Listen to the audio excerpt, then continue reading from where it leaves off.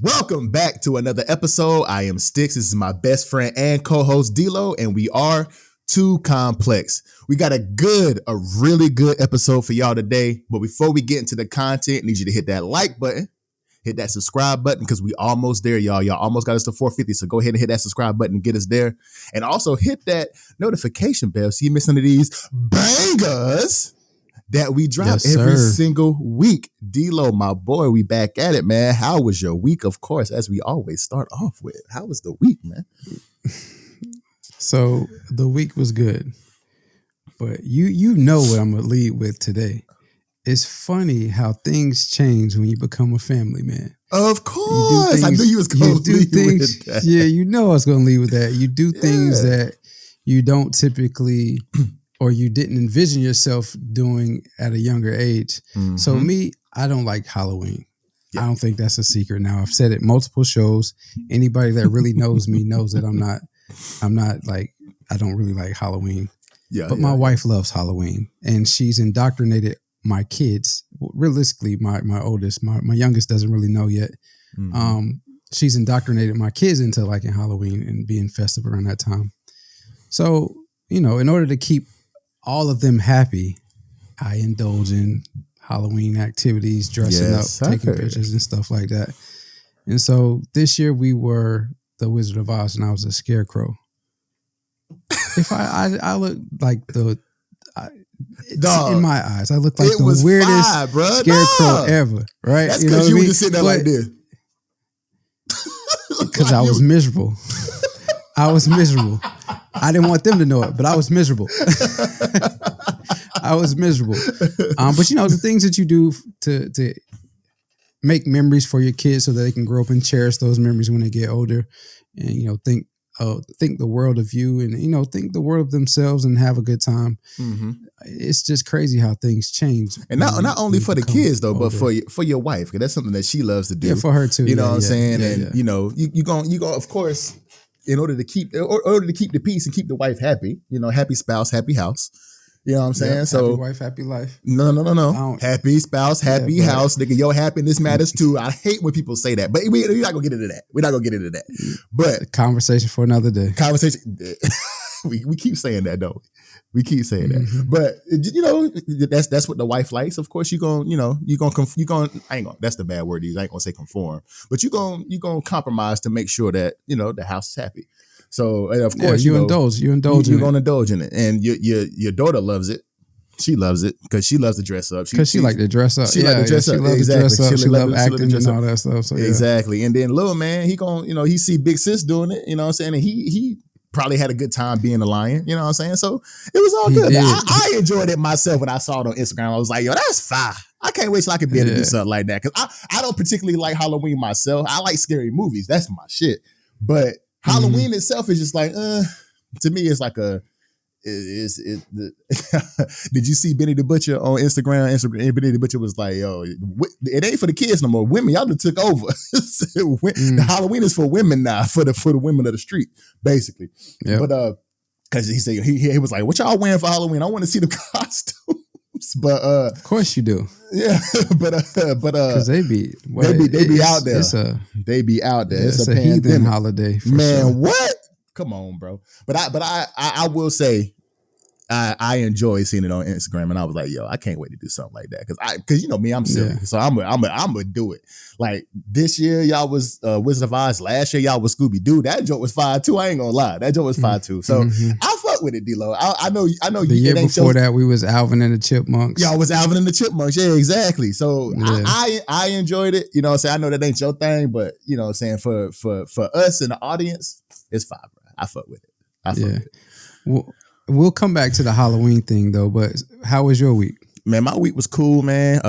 Officially 1 month into the new career, so getting into that. Damn, for real? That was quick. It's October 2nd, man. It was when I started. Damn. So officially 1 month into the new career, I got to get licensed though, and this license exam is not hard. It's just a lot of information, bro.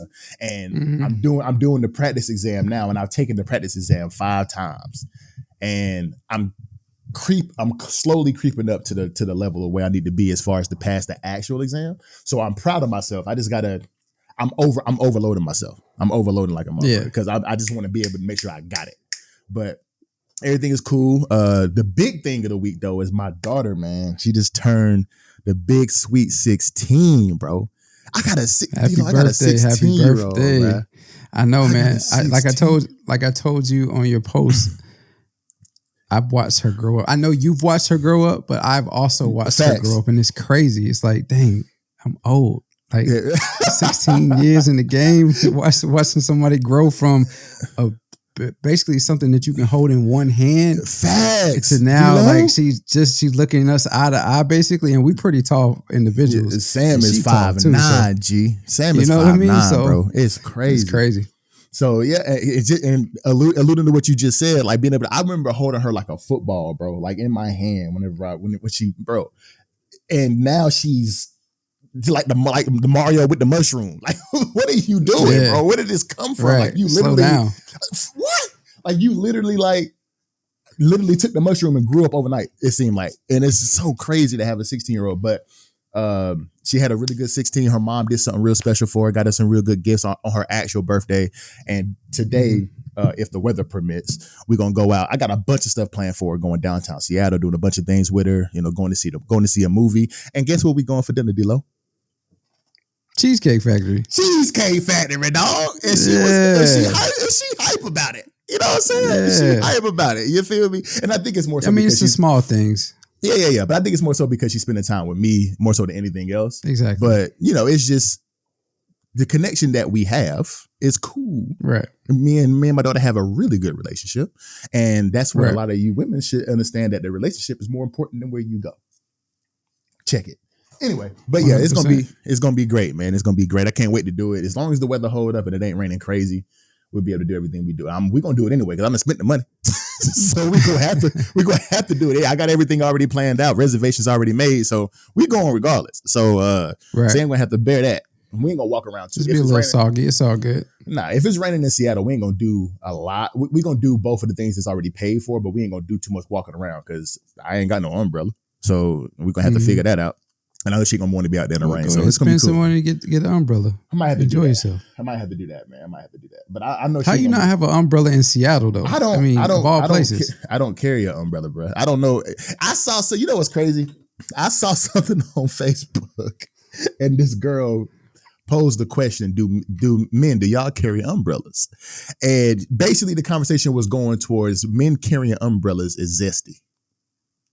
Not that I thought about that. I wouldn't say that either. Not that I thought about that by not having one. I just never honestly had one, to be perfectly honest with you. We don't carry one by nature. Like we don't have one on hand. But I would dare to say most men have one in their house, if not in their cars. Exactly. In case it does rain and they get caught assed out.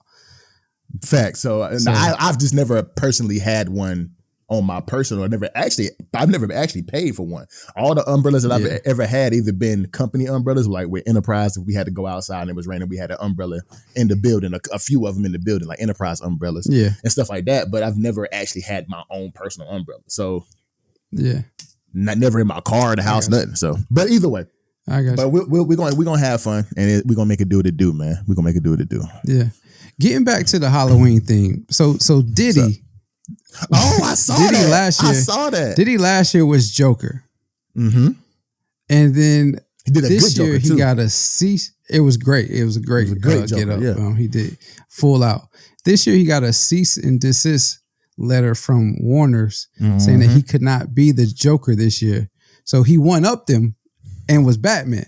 My question to you is, why the hell did they give him a cease and desist order for the costume when I'm sure it was many millions probably of people that have been the Joker before? So I mean, I know Diddy especially is Heath Ledger's Joker, especially Heath Ledger's Joker, the one that he exactly. I know that Diddy's like a person of notoriety, of high status, but I mean, he's bringing attention to your franchise. What's the issue? It shouldn't have been an issue at all, to be perfectly honest with you, because if anything, it's Halloween. It's a costume, even though I don't like it. It's Halloween. It's what people do on Halloween. You go dress up, and like somebody of his high status, you should be appreciative of him actually dressing up, because a normal Joe Schmo like me and you, if we dressed up as Joker, nobody will ever see it.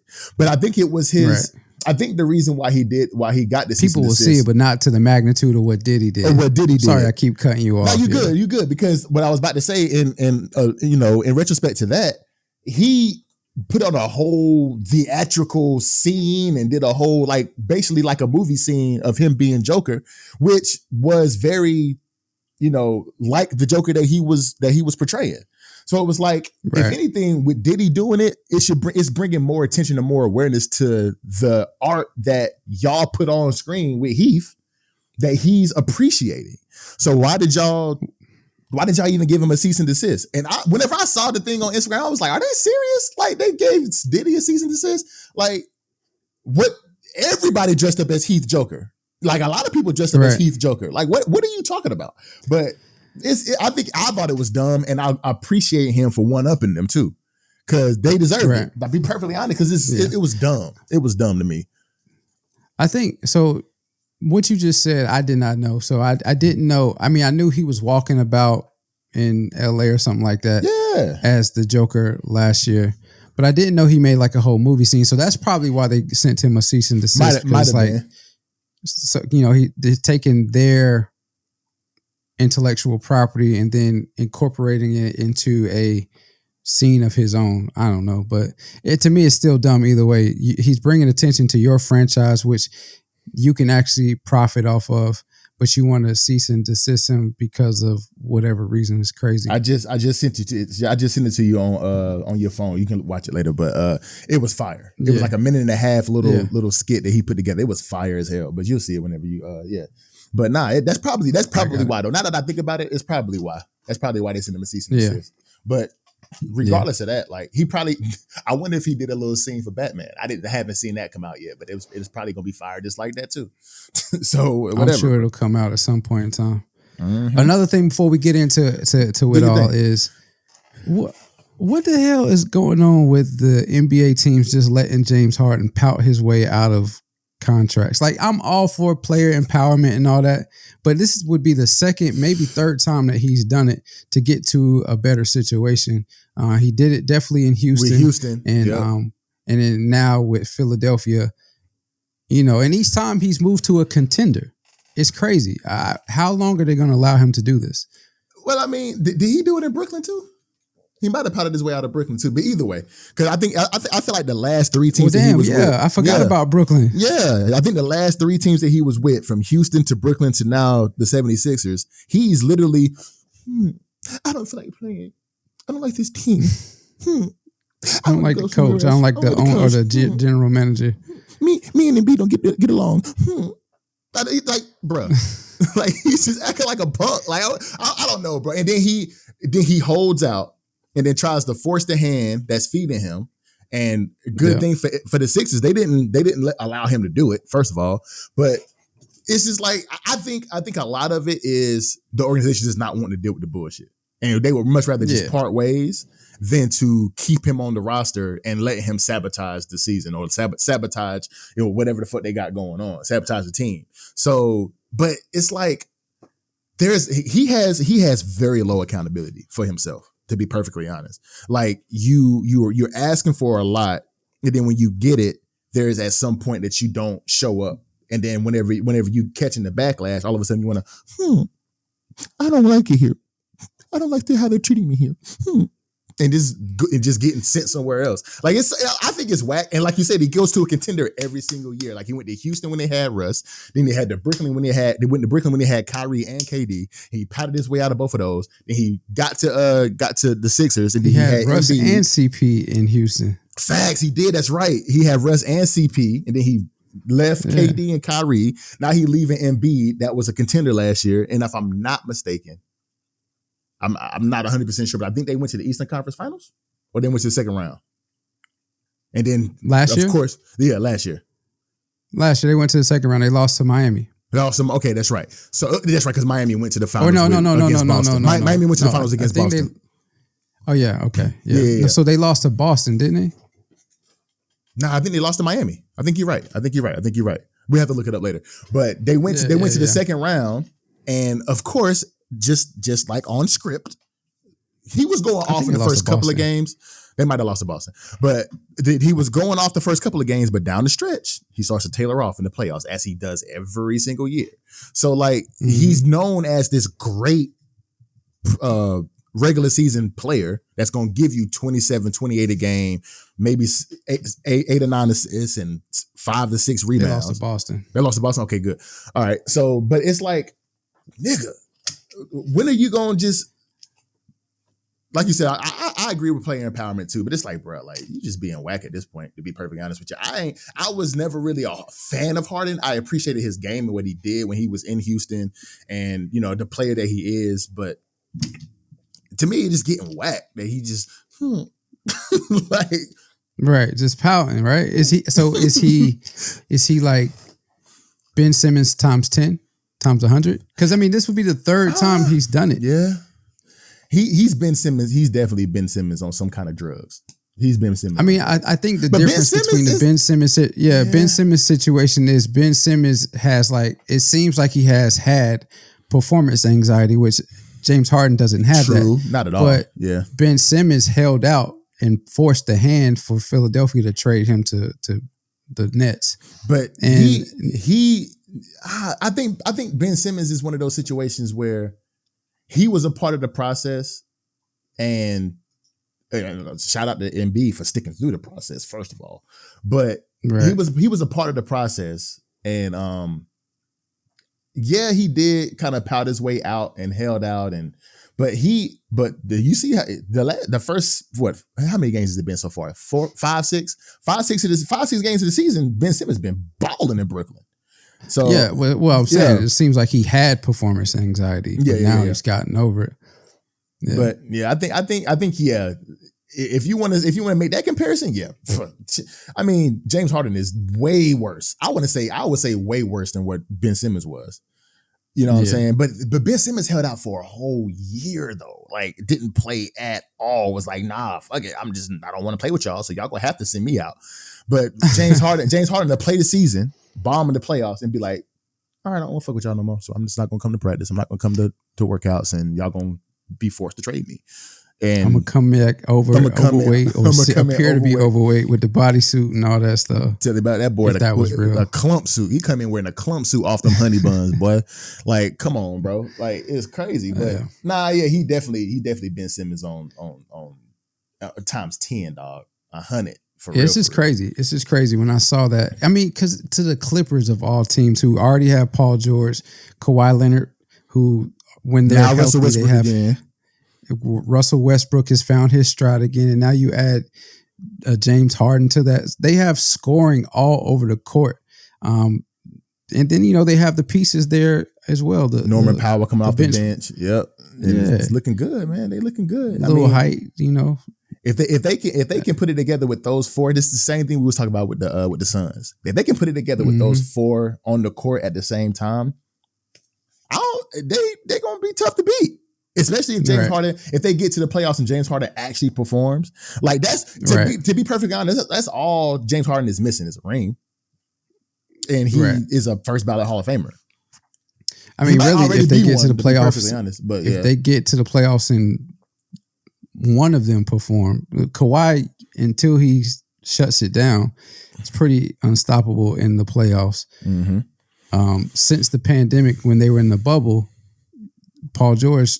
He played well last year in the playoffs. He couldn't do it. But during the years prior to that, after the bubble, he hasn't really shown up in the playoffs. Mm-hmm. And then Russ is just always Russ. So if one of them show up, either Russ or James Harden, along with Kawhi if he's healthy and Paul George if he's healthy, it's like, who's going to stop them? If Russ can go back to Brook in opposed to Brick, he gonna do his thing. So I mean, it's gonna be hard to beat the Clippers if James Harden actually goes in there and has his head on his shoulders, gets back in shape, and plays James Harden basketball. Clippers gonna be hard to beat. They're gonna be hard to beat for real. Yeah. But getting into the content, D-Lo. Over the past week, man, we've been seeing this whole thing about Joe Smith and his wife, and I have my own take on it. I know you got your own take on it. We might be sharing the same take, but Joe Smith finds out through a friend that his 52-year-old wife has a secret OF account. His wife posts a video of him, upset about finding out about the account, and his whole thing was, which I think is more than that, but his whole thing was that she did it behind his back and she didn't talk to him about it.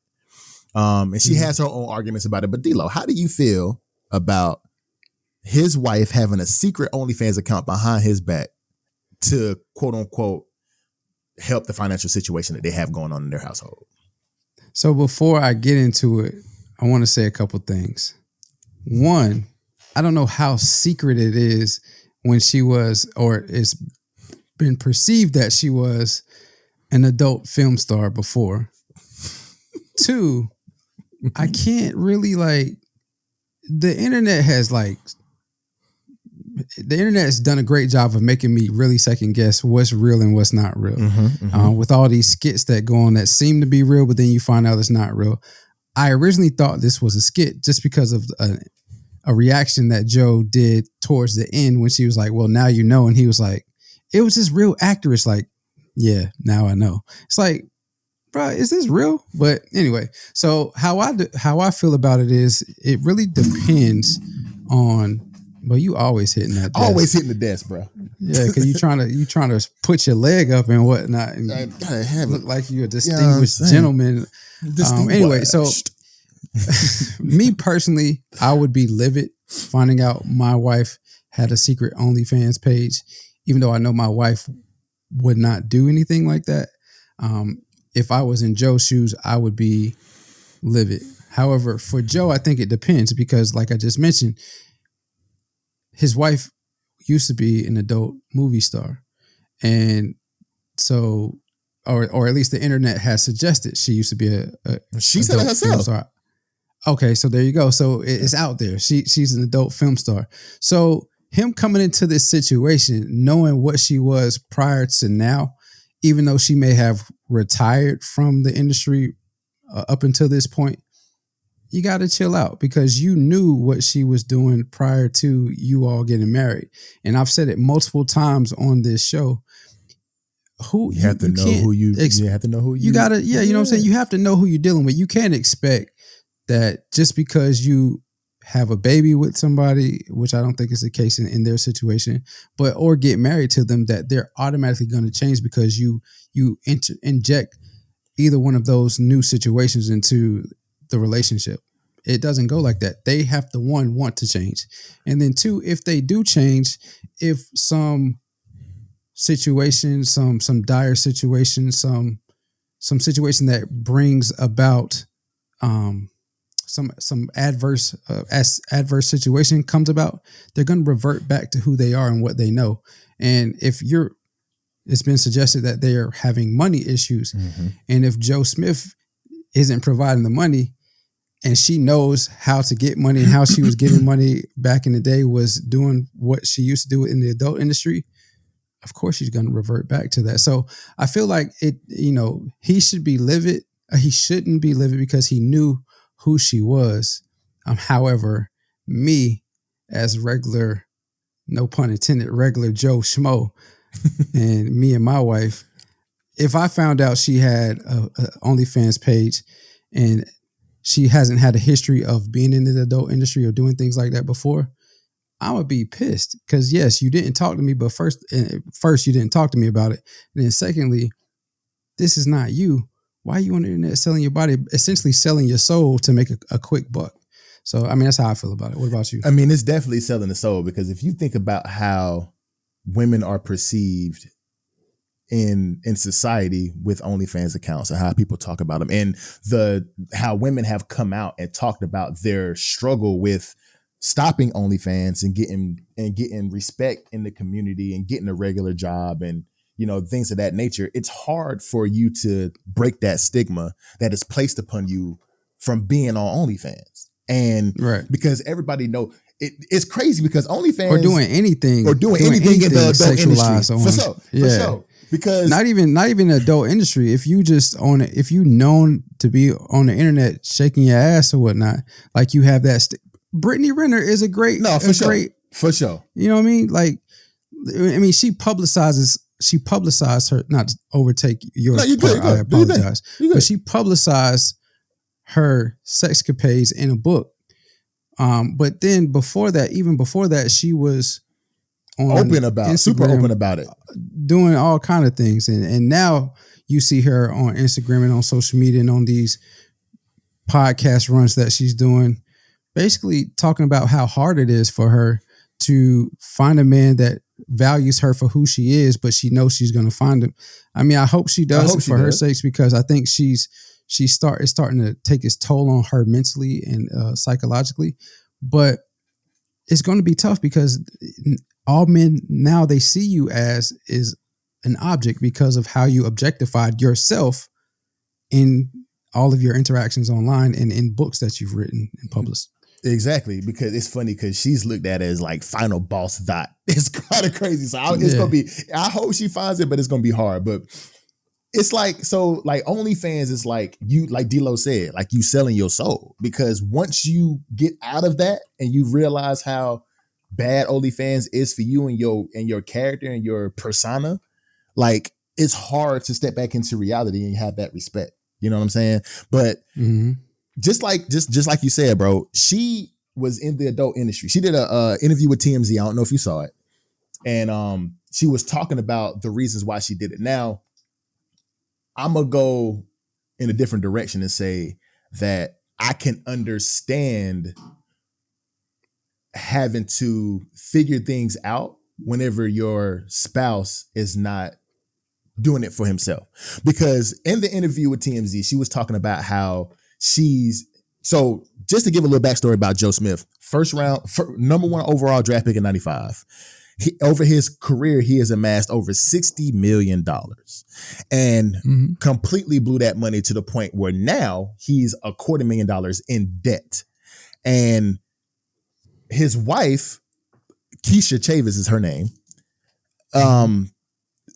She says, and I don't know how true it is, but I'm gonna go on record and saying that she's done what she's supposed to do, and saying that she's done as much as she could as far as having a pet sitting business, having a moving business, which Joe Smith is a part of, works for her under the moving business. Like she's tried to find other avenues and do things to help the family. And I can appreciate her for that. You know what I'm saying? Now, what I'm going to say now is that from just listening to her interview on TMZ, she portrayed her marriage to Joe Smith as a come up, because she said she was overseas in Europe. She was trying to start up her singing career and it wasn't really moving like that. So she got into the adult industry. Now she met Joe Smith, got married to Joe Smith. And again, this is the way she talked about it on TMZ. She saw that as, okay, Joe is going to help me come up in my singing career. So she left the adult industry, married Joe, and was hoping that it was going to help her singing career. She looked at Joe as a come up from day one. And again, I'm just saying what she said on TMZ. She looked at Joe as a come up from day one. But then she goes on to say in the first video with Joe Smith in it, she said, "You knew who I was before you met me." Goes on TMZ and says, "If you knew that I was an adult star and I did that for my survival before, what makes you think I wouldn't do that for my survival again?" Exactly. So she was that mentality, just like D-Lo said earlier, that meant she had, you have to want to change. And she didn't change from the beginning. She was who she was from the beginning. Joe Smith saw that. She was never a different person just because she married you. Right. She was using you as a come up from the beginning, G. And the fact that you had all of this whenever y'all first started and now y'all lost it, she gonna revert back to her old ways, G. It was nice and it was cool for the first maybe 4-5 years, and then once she saw that stuff deteriorating, she tried to bring it back up in her own way, try to do it right, but then reverted back where her survival skills are. And that's throwing ass on the internet.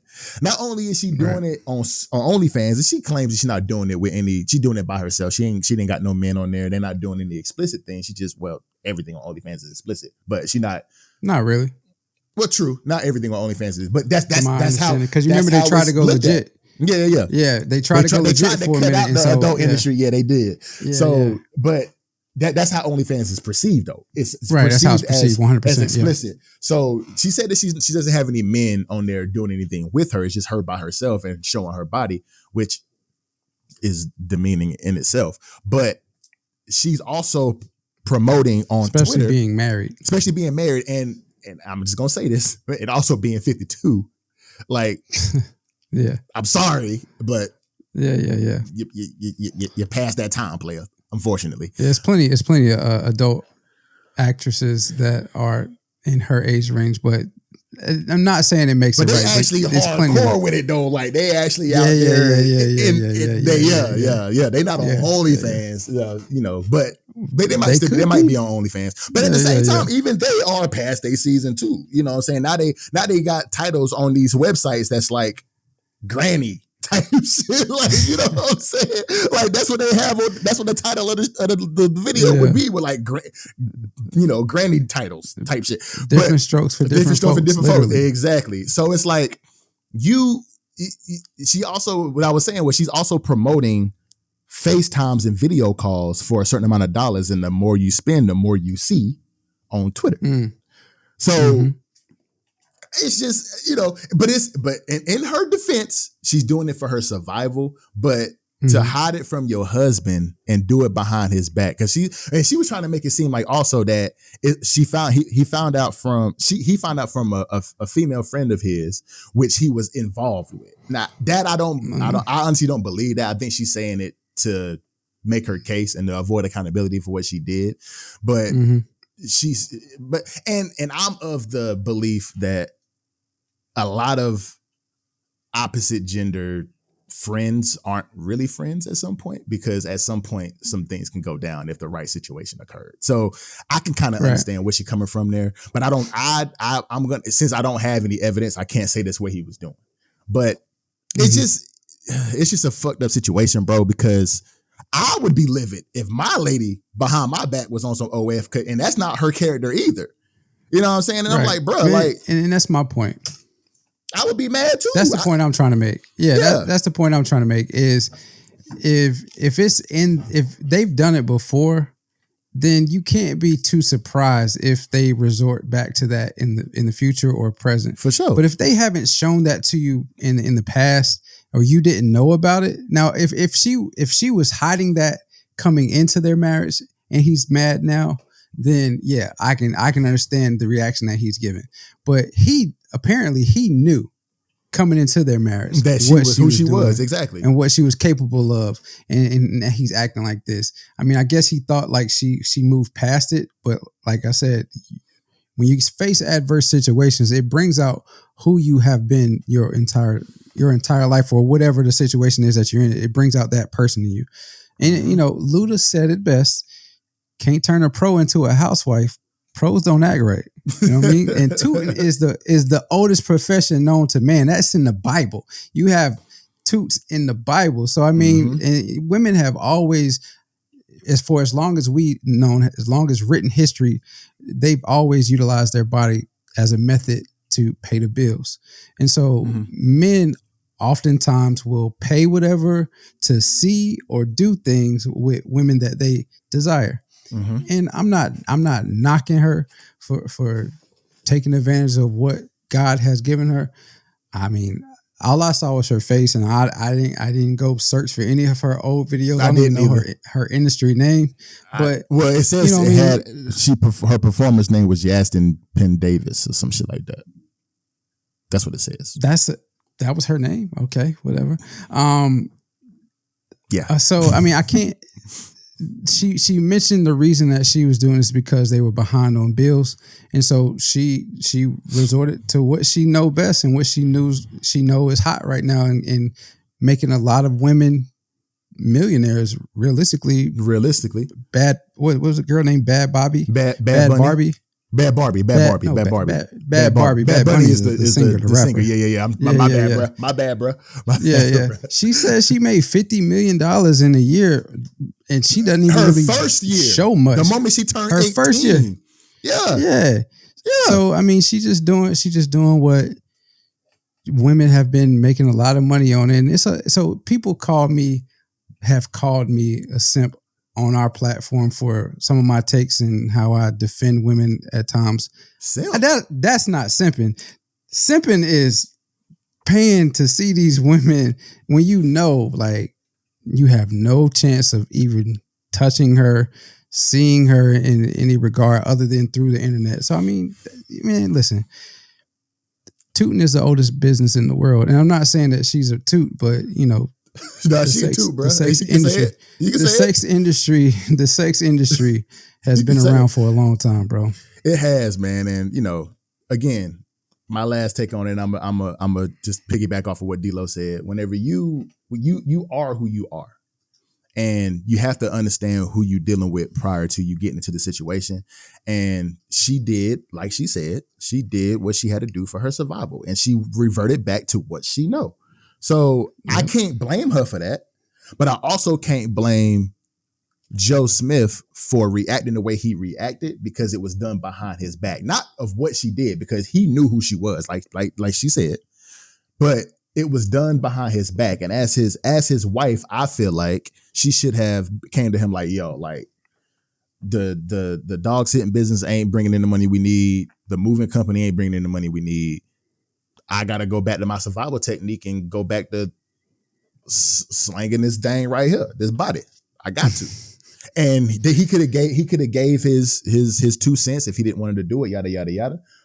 And they could have talked about it, had the conversation, right, which is what we talk about all the time when it comes to relationships. Communication is the thing that's going to keep y'all together. If y'all can talk about anything and come together and be like, you know, this is what's going on, let's fix it, then y'all can conquer a lot in a relationship just by communicating with each other. Right. But that's not what happened here, and which is why they in this situation that they in now. But that's my last take on it.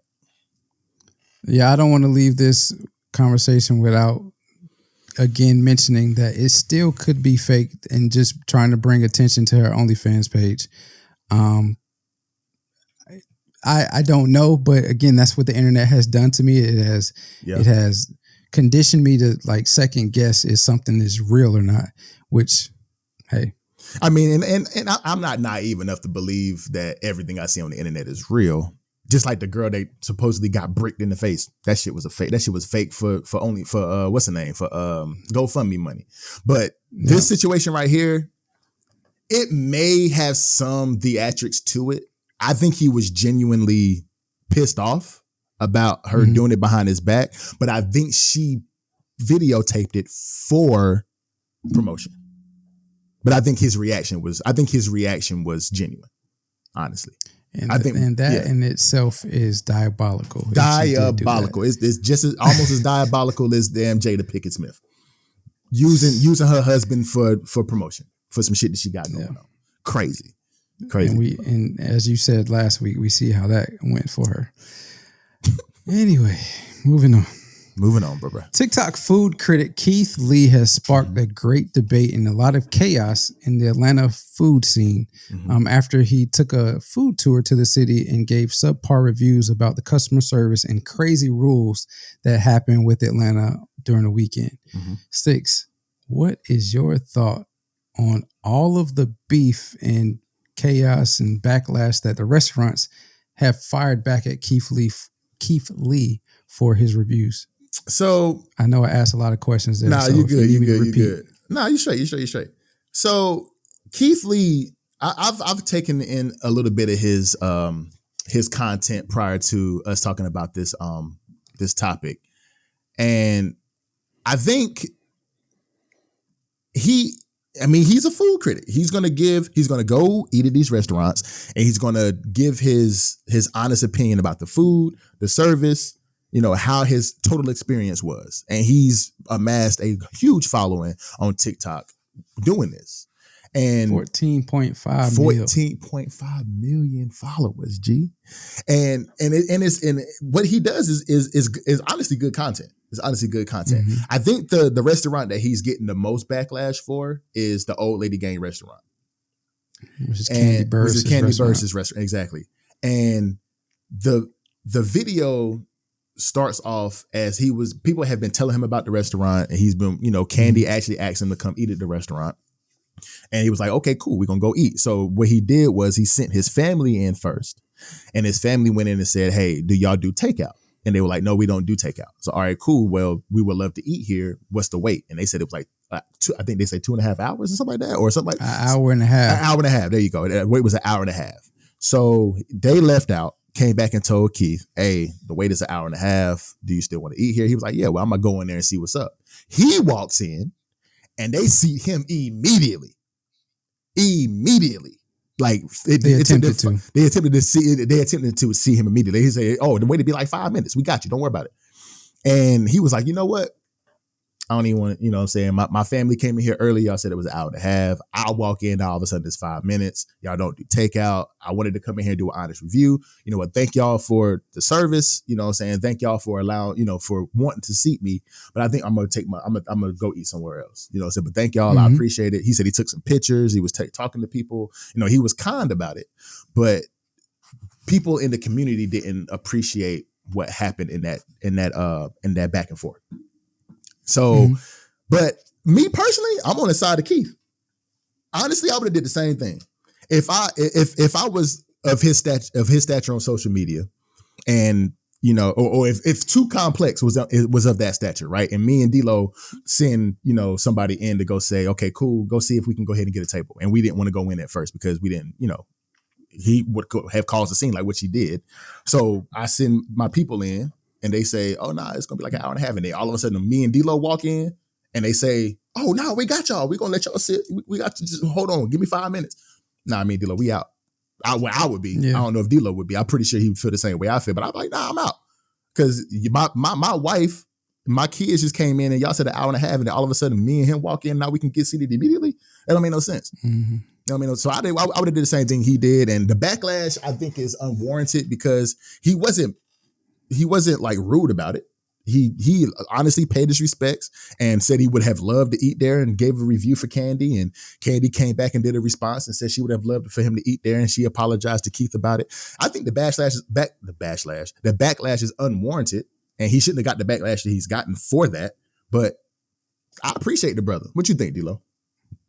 I mean, I think the reviews in and of itself were not truly negative. Not at all. And I also don't think they were truly reflective of the businesses themselves, but more so reflective of the business practices that a lot of Atlanta restaurants practice because of how busy and packed they get on weekends. Mm-hmm. And so in his reviews, he says when he finalizes his review of his experience and how everything went, I think the one that you were mentioning was the Old Lady Gang and how he went in there.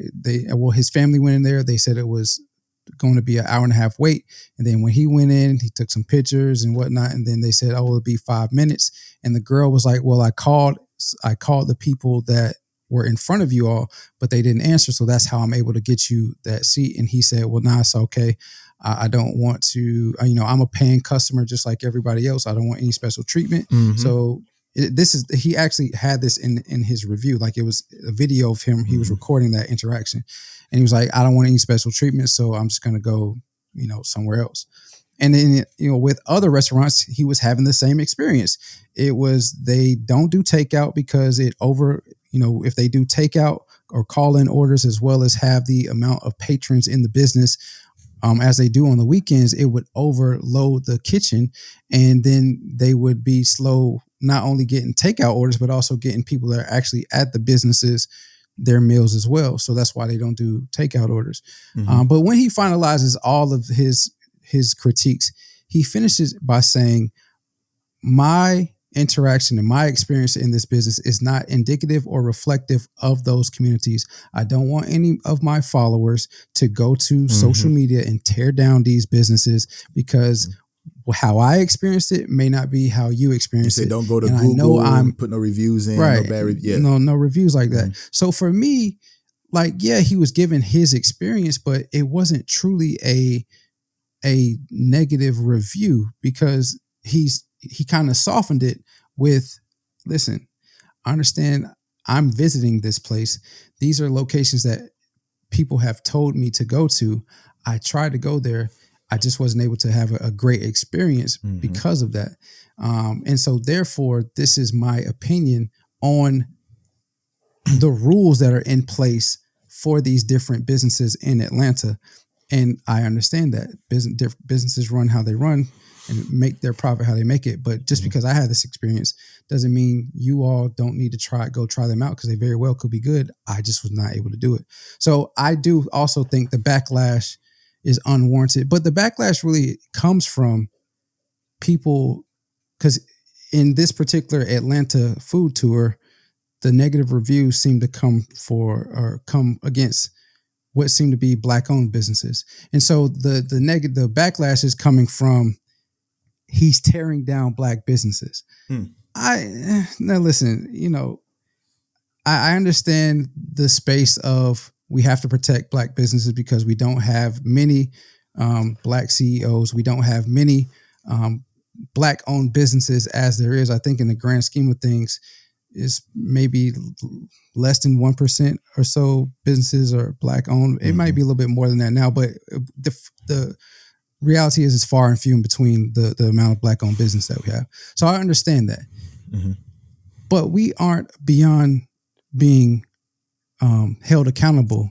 or held to a certain standard when it comes to how we are supposed to conduct business. And in the restaurant industry, the number one quality that you should have is great customer service. I'm not saying the customer is always right, because customers can be messed up in all industries, especially the service industry. But you should try to make sure that you have superior, top-notch customer service, because that is not only the food, but the customer service is what's going to bring customers back. And if customer service isn't there, then nobody's going to come back, even if your food is top notch. So, I mean, listen, I understand this is what he does, and that is how he got his claim to fame, and rightfully so. But the backlash, and I don't think I don't think he's tearing down or attempted to tear down any of these businesses. He was just giving his honest review. For sure. And he went on to say, like, in a statement or in the video, he was like, we don't ever go to random restaurants. Either the owner asked us to come or invited us themselves, or I've been told about this restaurant a million times, 100 plus times. So I never go to anywhere random. And he also went on to say, he was like, it was so much positive that happened in Atlanta on this food tour that it was shunned by the negative experience, the negative experiences that we had. And, he was like, just being 100% transparent. If this is how, the other cities are going to be, I will postpone my family will postpone doing food tours in other cities, because we don't want this to happen again, because it was more positive that happened than was negative. But that's what the word of social media and that's what reality is now. Negative, like, drama sells, bro. Drama is what's going to get the attention, because just because his experience, just like D'Lo said, just because his experience doesn't mean that's what's going to be your experience. And just because he had this experience here doesn't mean that this Black-owned business is a bad business. He's just giving his honest review of what his experience was in this business, in this restaurant. Right. It has nothing to do with the business itself. The business itself could be an amazing restaurant. Could be amazing. It could have 5-star reviews on Google, on Yelp, whatever.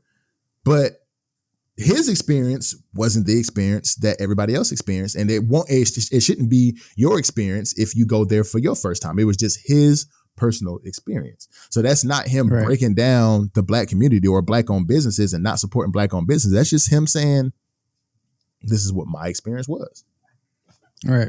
And you can't take my experience and say that I'm shunning this black-owned business just because of the following that I have or who I am on TikTok, because I'm promoting this to 14 million people. I'm just giving you my honest review. And this is how I experienced this restaurant. So it's definitely unwarranted. I appreciate him for standing on business. I appreciate him for standing in his morals, and I appreciate him also coming out and saying, look, I'm doing this for y'all's entertainment. So if this is how shit is going to be, I ain't got to do this. Period. Right. So if y'all want me to, if any other businesses want me to come, I don't want this experience to happen again. This is just what I say about these businesses, and this is my experience, and I'm gonna keep giving my take on things. But I don't want to do this if this is how it's gonna be, because I agree with him. It was a lot of his videos from other restaurants was like, it was so much positive in it, and one or two negative things that he might have said overshadowed 1% overshadowed 99% of good shit. And it's crazy. It's crazy how it is. It's crazy how drama puts a battery in people's backs and not positive shit. Mm-hmm. You know what I'm saying? Like, I could have went to a restaurant 100 times, and that one time. And you know what's crazy? Somebody else said this too. Who said this? Somebody else said, I can't remember who said it, but it was like, you focus on the negative, because you can have so many more positive situations happen to you, but the negative is the one that impacted you the most. So you talk about it the most. Because, you know what I'm saying? It's like, it just doesn't make sense, yo. It doesn't make sense to me. But I appreciate Keith Lee for doing what he's doing. Yeah. And just stand on business, bro. For stand on business. Yeah. The last thing I'll say is, and it'll kind of bleed into one of the other conversations that we'll have today also, is just because somebody did not go to school for a particular thing does not mean they can't be an expert in that field. Because one of the restaurants that he reviewed said, "Who is Keith Lee?" Like, and they took it down. Now I can't remember who it was.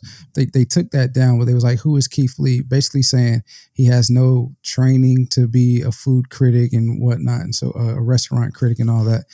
But we live in a day and age now where you don't necessarily have to go to school to learn a skill to be what you want to be in life. And a lot of these, I know we shouldn't really base all the premises on tech industry, but a lot of tech industries or companies, they don't even require you to go to school anymore to work in that field. Like, you can basically get some certificates or whatnot online to prove that you've garnered the experience and then move into that field. Or, you know, since we do live in a social media age and everybody are influencers or try to be influencers, and, you know, those followers are the ones that the public trust, or those influencers are the ones that the public trust the most.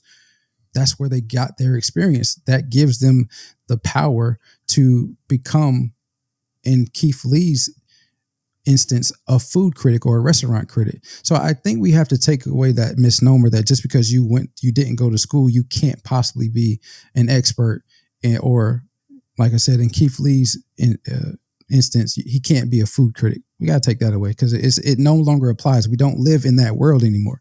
But D, let me ask you a question. Who the fuck goes to school to be a food critic?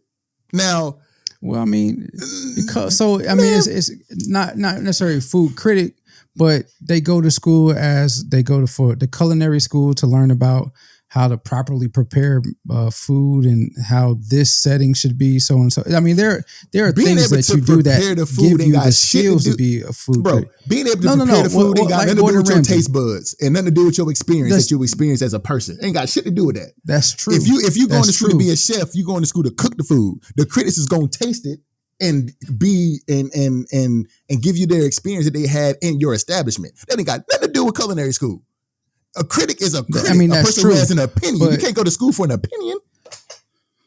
That's true. But those skills that you gain in culinary school is what I imagine people are saying allows them to be an actual food critic. I don't know. I've never been in the food industry or have been a food critic.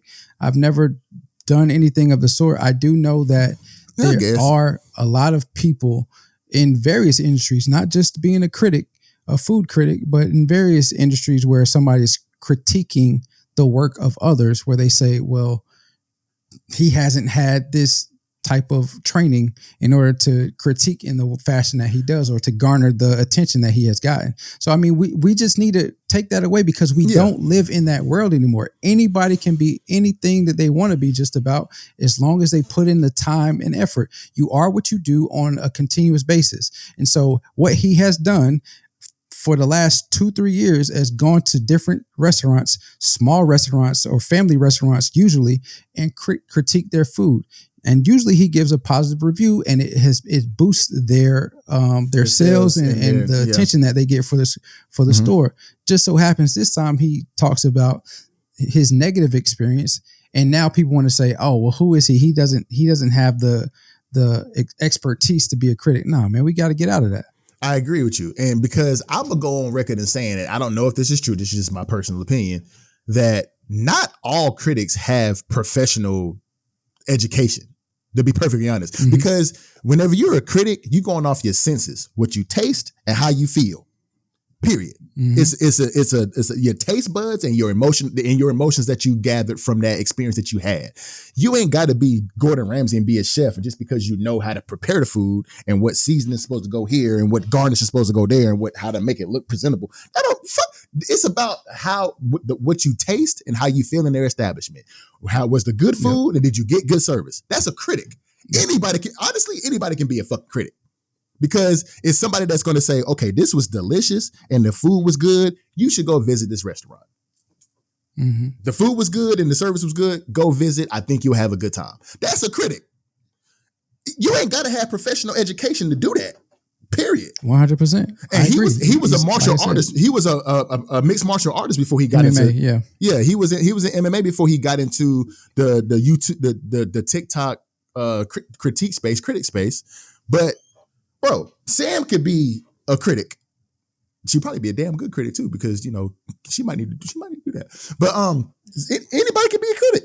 Like, you ain't gotta have professional education or professional, any kind of certificate. Bro, just go give your honest opinions. Was the food good? Was the service good? Okay, cool. Go visit.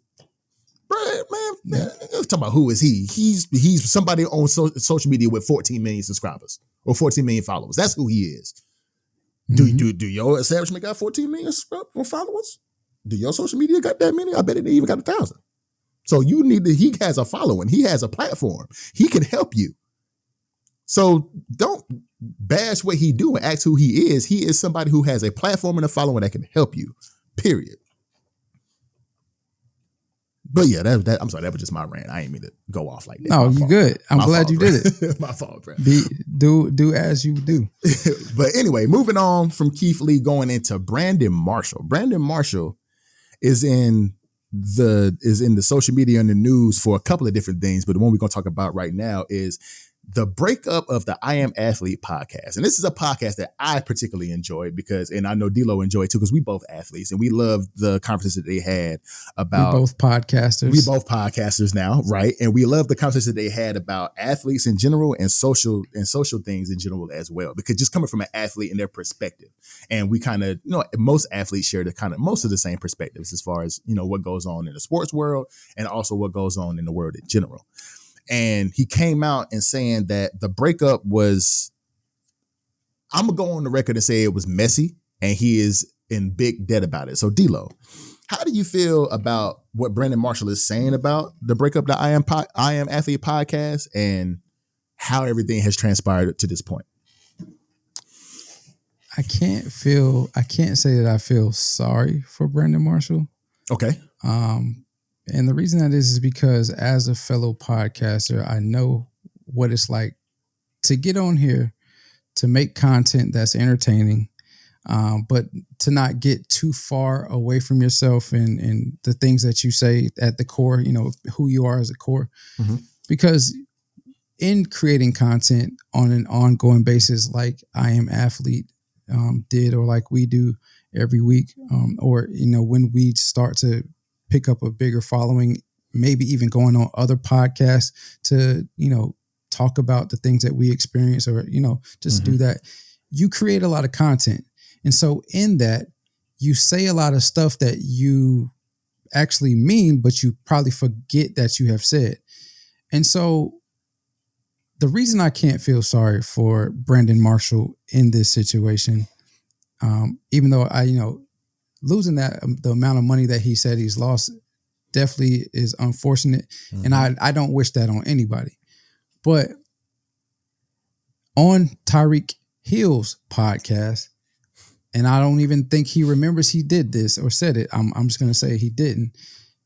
Brandon Marshall talks about the origination of the I Am Athlete podcast and how he was like, listen, I'm going to start this podcast. I want all of us to have a split in it. Don't worry about the money. I'll put up the money. I just want us to have a conversation. We can talk about, different events, different things of the athlete experience, the social injustices in America, so on and so forth. I think at the time when they first originated, I don't think the other 3 or 4 individuals that were involved were too interested in having a split in it because they didn't see the success in it. They just wanted to, have an outlet. They started this podcast during the pandemic, and then it kind of, blew up. They saw success in it. I mean, they saw success. And so then once the success came is when one individual I know for sure came in and wanted equity in it. And that's when Brandon Marshall was like, nah, the money has changed. The price has gone up. But before he was like, don't worry about it. I want everybody to have a split in it. And so now that they all have split and it seemed to be messy. And I think this is the reason why is because the individuals that did come to the table and wanted the equity in it. Why are you not saying names? Well, Fred Taylor and Shannon Crowder, when they did come to the table and was trying to, and Reggie Wayne too. I didn't think Reggie Wayne was involved in the trying to get equity, but if he was, okay. So include all of them individuals. So when they did come to the table and trying to get the equity, and he says the price is going up on them. Well, when you originally started this, you said you wanted everybody to sign papers so that they can have equal split in the podcast, in the company that they were starting, and that, didn't have to worry about the money. But now you're saying that the price is going up. So I can't say I feel sorry for Brandon Marshall in this situation because he kind of put it on himself. I know a verbal contract isn't always binding, and things that you say you can typically get out of, but when it's amongst friends, sometimes what you say is a verbally binding contract, and it might not hurt you financially, or you might not have any legal ramifications from it, but you do lose friendships over stuff that you say and don't hold up to. So I can't feel sorry for him in this situation. I can agree with you in that, you know what I'm saying? And I think, he's emotional right now because he honestly saw big things with the podcasting space because they started around the pandemic. You know what I'm saying? And that's when a lot of podcasts started around the pandemic because everybody was home, didn't really have much to do. Nothing so they started either gaming channels or they started podcasts. And I agree with you. I agree with you that, if you say that up front and say, hey, don't worry about the money. I got the money. You know what I'm saying? I want everybody to eat, yada, yada, yada. Then you come back and say, I think his beef was that, just like you said, they didn't have the dream that Brandon Marshall had.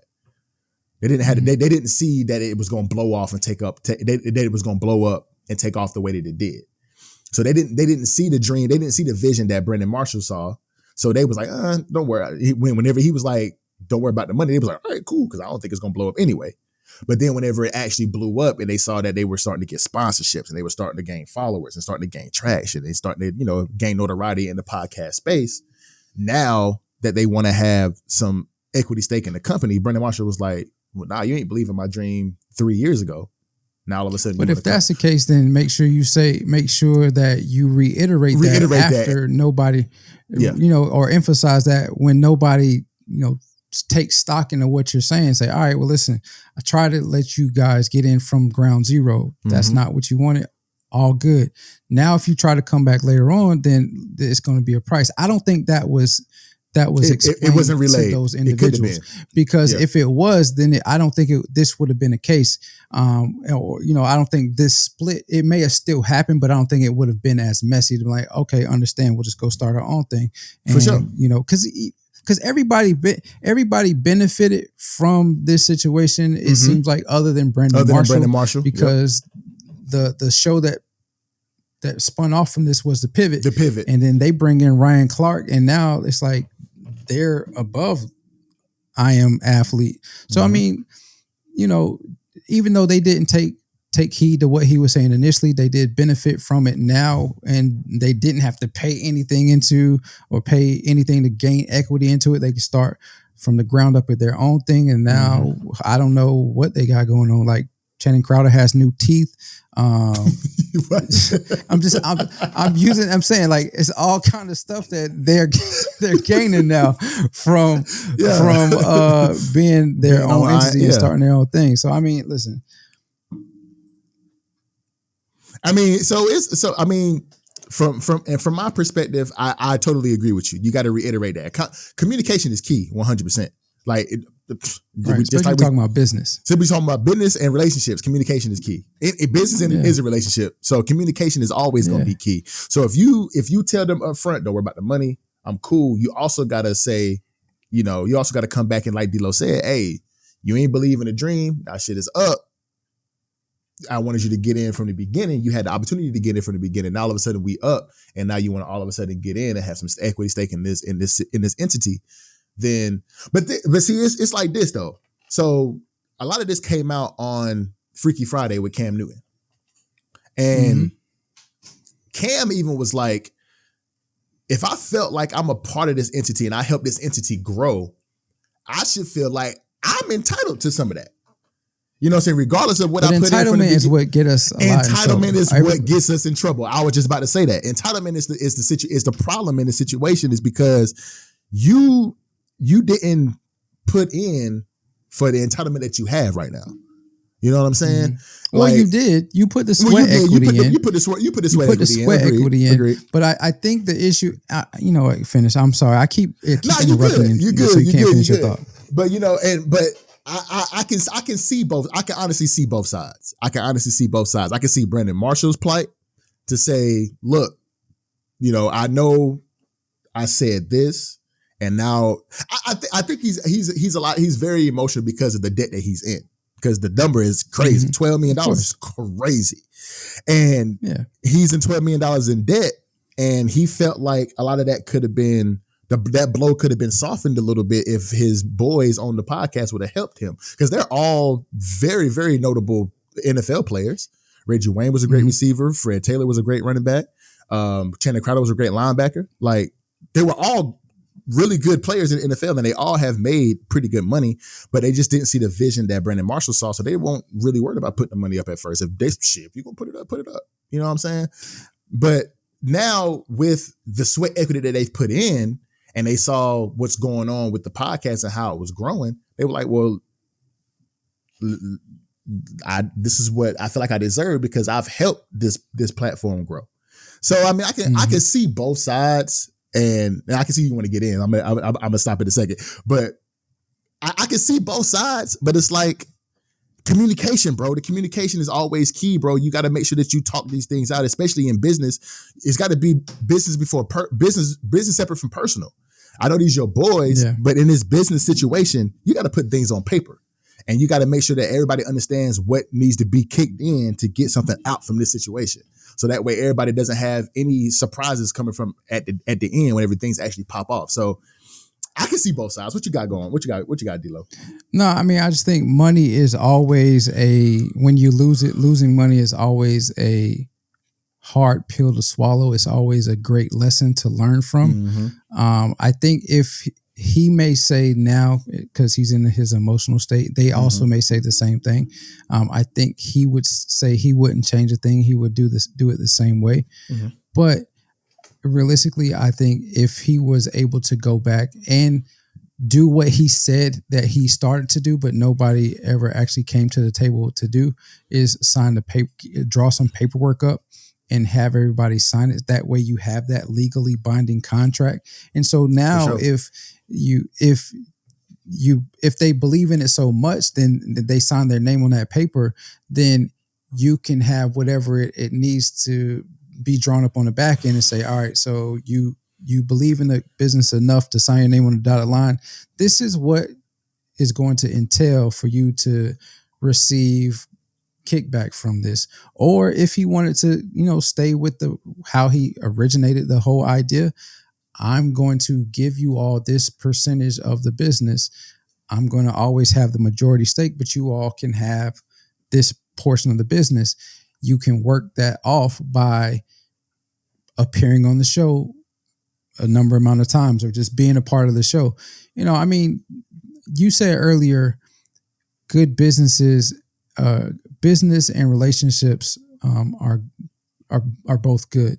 No, you said good businesses. What did you say? You said something about businesses and relationships. Communication is key in both business and relationships. Yeah. Yes. And I feel like good relationships or good businesses stem from good relationships. Agreed. And so that could be in-house relationships. That can be the relationships that you build with your customers, whatever the case may be. Good relationships good businesses stem from good relationships. And so I think that these individuals thought they had a good relationship, but when you enter money into a relationship, you truly see how somebody feels about you. Yeah. And so, bringing it full circle for us which is why I always try to make sure that I am transparent with you with anything that I would like to do with the podcast and vice versa. We're very transparent, but we also have 20 plus years of relationship of knowing each other. Yep. And there's certain things that you might not say verbally that I kind of pick up on and vice versa. Yeah. So, yeah. And so I just feel like this whole situation could have been avoided had the lines of communication been truly open from the beginning. But, the pivot is booming. I think Brandon Marshall is trying to find his footing with I Am Athlete. He has a couple of different people that's included in that show now, and that it's actually a brand. It's actually a business in itself. Like he has apparel and all that stuff. He spun off I Am Athlete, NASCAR, and all that different. And so he's trying to find his footing. I Am Woman and I Am NASCAR. Right. Yep. So he's trying to find his footing, and I think if he keeps going, he'll get back to it. I think so too. And actually, the first podcast, if I'm not mistaken, that Shannon and Fred Taylor put together was Bussin' with the Boys, I think. And it wasn't as big, and then they pivoted. No, I think Bussin' with the Boys is something else. You sure? That's somebody else's podcast. Yeah, they appeared on that with somebody else, and they started to talk about. Yeah. Bussin' with the Boys is. I don't want to get racy, but it's two white boys that's on a bus that travels around the country and they do podcasts. I think they go like football games and stuff. Okay. So I was wrong. My fault. But the pivot, they ended up, like you said, pivoting to the pivot. And when Ryan Clark got on it, and Ryan Clark has a higher broadcast profile than both of them.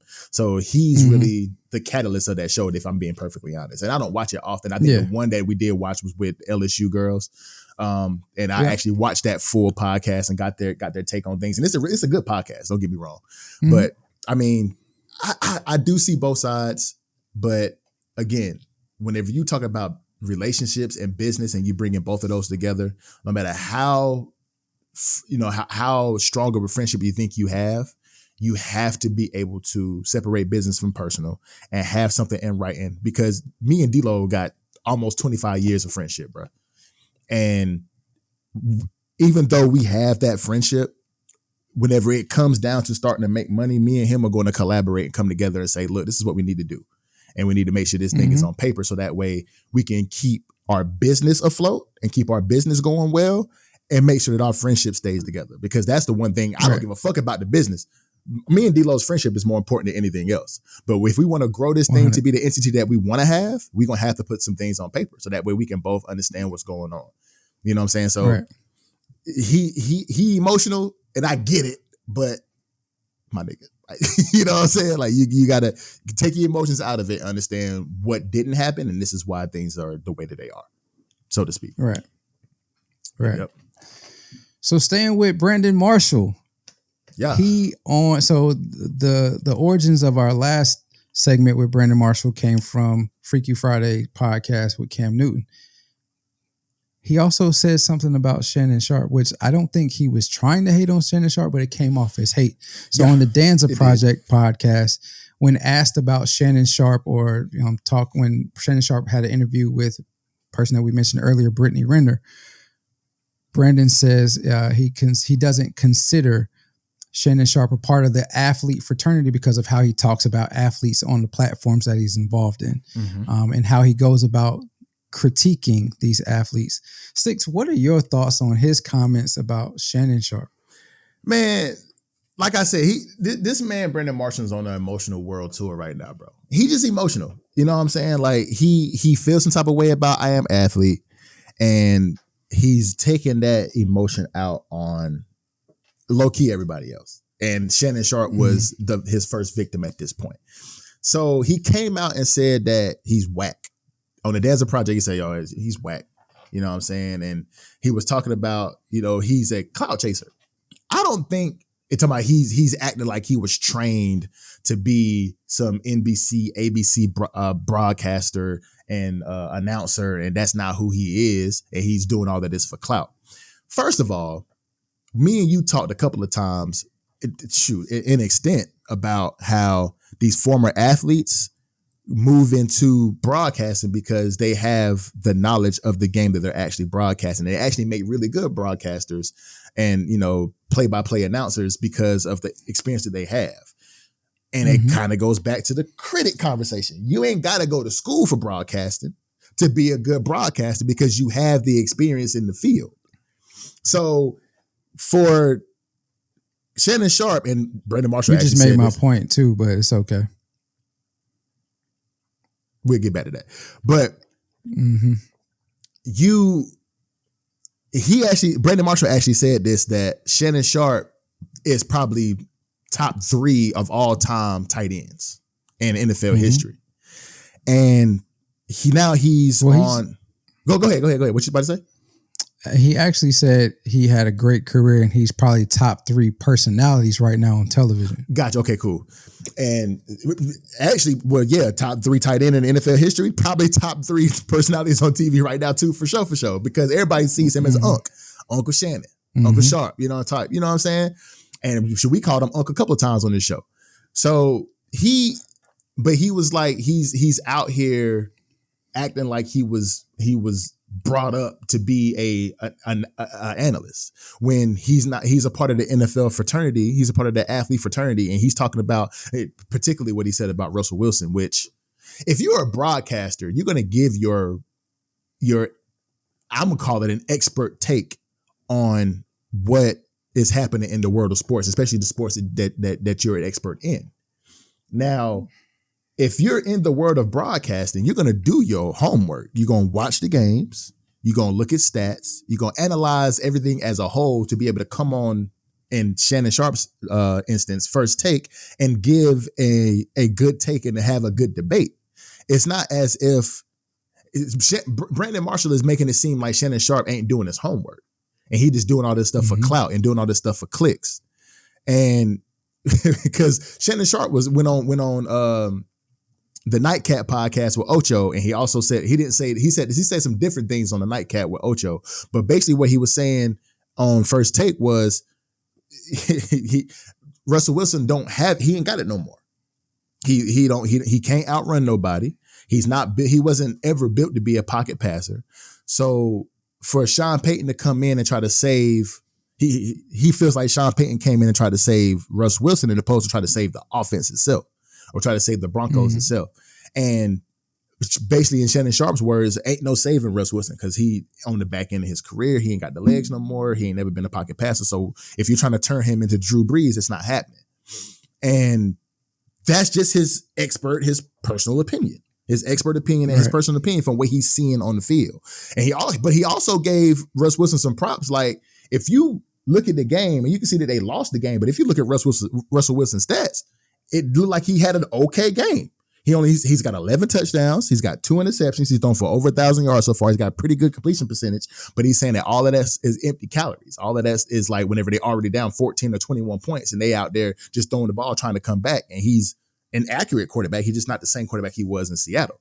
So for Brandon Marshall to take offense to that and take it personal, it's just him being emotional. That's just who Shannon Sharp is now as a broadcaster and an analyst. He's going to give his personal opinion, his expert opinion on what's going on the field, period. I just think Brandon Marshall is overall emotional, bro. I just think he's emotional about a lot of things and his emotions are coming out in other ways.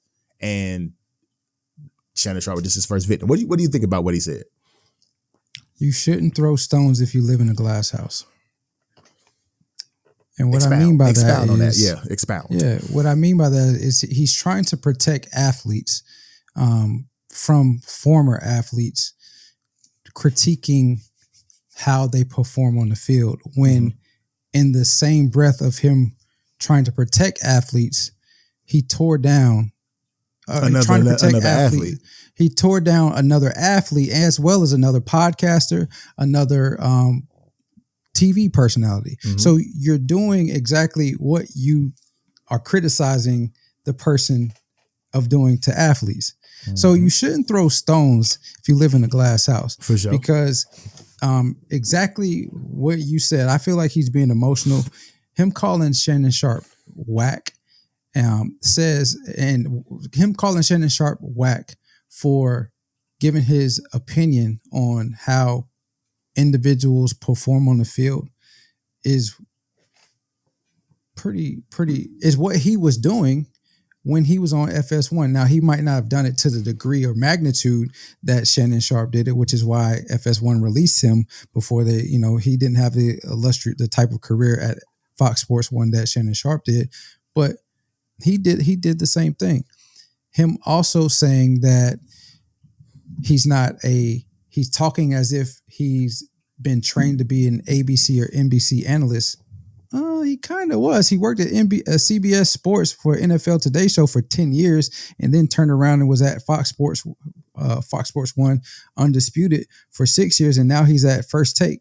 He kind of has trained to be a NBC or ABC analyst. And even if he wasn't, again, goes back to the point I mentioned earlier, he don't have to go to school to specifically be analyst or a critic of how somebody is performing. He put in the sweat equity in the NFL to gain the experience to know. You just made my point. What's the right way to play. Huh? You just made my point, but go ahead. Go ahead.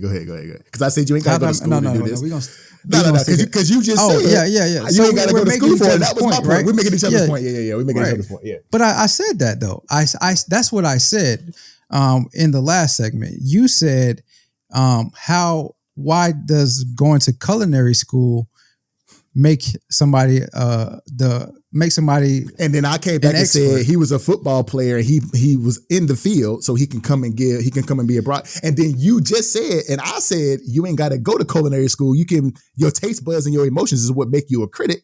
And you just said you ain't got to go to school. So we're making each other point. I did say that, but I followed that up by saying he gained the experience by playing football to be the critic that he is, or be the analyst that he is, and be able to say the things that he said. Got you. And in that same breath, I said the reason that I feel like, and I don't know for sure, but I feel like most critics have a culinary background is because that's where they get the experience of how food is prepared, how it's supposed to be presented, what goes on with I got you. Yeah. Yeah, you know what I'm saying? So that's what I'm saying. I feel you. Anyway, go ahead. Yeah, moving forward. Yeah. So all that being said, you don't have to go to school specifically to be an expert in a given area. And you can gain that experience in other areas. There is such thing in the real world. It's called on-the-job training. And that's what Shannon Sharp got. He got on-the-job training as well as probably some background training while he was working at CBS and Fox Sports 1. He has this group of individuals that's behind him now. So, I mean, I think in general, Brandon Marshall shouldn't throw stones because he's living in a glass house. He's trying to protect athletes and keep former athletes from tearing them down. But you can't dictate who is a part of a fraternity because you don't agree with how they go about their business or go about critiquing somebody else. It don't make no sense to me either, D-Lo, because he just emotional, bro. He just emotional right now, and I can appreciate him trying to protect athletes, but you have to be more tactical with the things that you say, and tactical in the ways that you go about protecting athletes. And I appreciate him for doing that. But it's, he just on an emotional war tour, and I feel like Shannon Sharpe is just his first, I ain't going to call it a victim, but his first target, so to speak. And just going off on what he said about Russell Wilson is just, if me not being a professional I ain't go to school for broadcasting and to be an analyst. I ain't on ABC or NBC. I can sit here and look at the game myself and see that Russell Wilson ain't the same Russell Wilson. Right. Everybody can look at that and see that. And I think Brandon Marshall has the same opinion. He might not come out and say it the same way because he wants to protect athletes, but everybody can look at it. Everybody can look at the Broncos and see that Russell Wilson ain't the same Russell Wilson that he was for the Seahawks. Everybody can look at that and see. And he came up on $275 million, and he not looking like $275 million right now. So that's why everybody, and that's another reason why a lot of people have this critique of Russell Wilson, because he I can't really say he forced his way out of Seattle, but because he still had 2 years on his contract. So basically he did, but he left Seattle last year and ended up with 2 years on his contract, and then signed a 5-year extension for $275, which puts him under contract with the Broncos for 6 more years, technically. So minus last year. So he had 7 more years with the 5-year extension. So it's like, bruh, like, you got to put up the numbers so that you're worthy of this money. And he's not doing that right now, which is why everybody has this critique. But I mean, I think Brandon Marshall will come out of these emotions, and he'll probably end up having to apologize for a lot of things, because he's probably going to be eventually going to be under fire for a lot of these comments he made. And, it's going to be a back and forth. Shannon Sharpe might even come out and say something. I don't know if he has already, but Shannon Sharpe might even come out and say something like, bro, like, what are you talking about? Like, what are you talking about, bro? He fires subtles. He's been firing subtle shots at individuals for the last month or so. On the Nightcap podcast with Ocho, they get spicy on there. They do get spicy. They do get spicy. Yeah, they cover a lot of different things on that podcast. They do. It's 2 things I want to say about this particular topic in closing.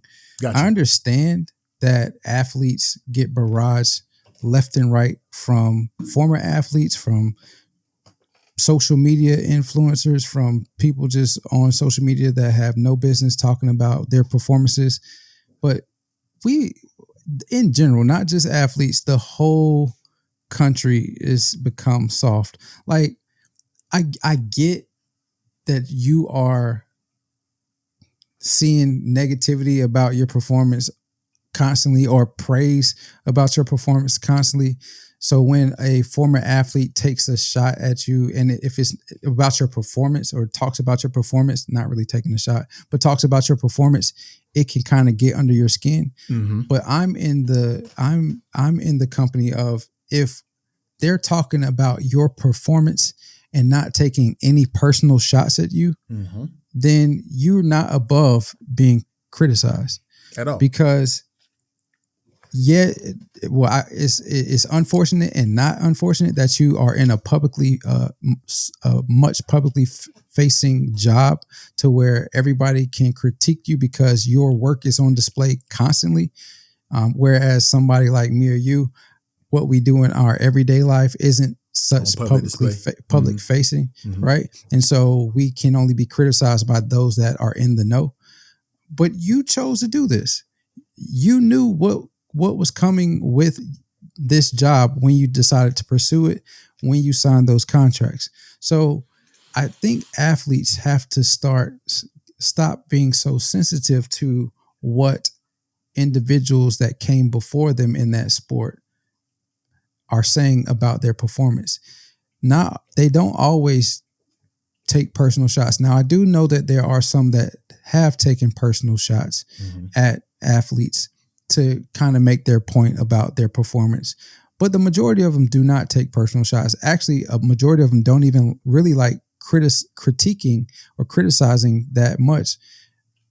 Ocho Cinco is a perfect example when they were talking about, they talk about a lot of things, but when they were talking about Keith Lee, he was protecting the businesses against the negative reviews that quote unquote Keith Lee has given. Mm-hmm. And in that same podcast, Shannon was like, so you just don't like critiquing anything, do you? You don't like critiquing the athletes. You don't like critiquing businesses. What do you like critiquing? But I mean, so I say all this, say